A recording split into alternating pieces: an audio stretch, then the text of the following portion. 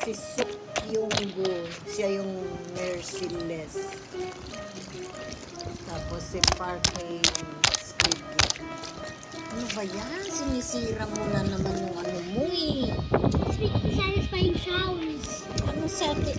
Huwag atin malamig yan. Tubig yan eh. Masisira yan eh. Jesus.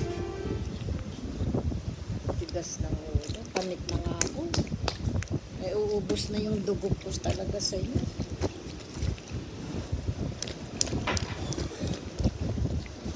Bakit sa iPad mo pinapakinggan yung sound? Paglabas sa yung iPad mo.